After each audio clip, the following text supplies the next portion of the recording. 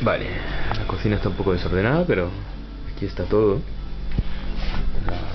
El refrigerador, el microondas, mis cacerolas, muchas cacerolas que me dejaron los viejitos que vivían aquí. Ese es mi calentador de agua, que por fin lo tengo, porque cuando llegué aquí me quedé 2 semanas y algo duchándome con agua fría.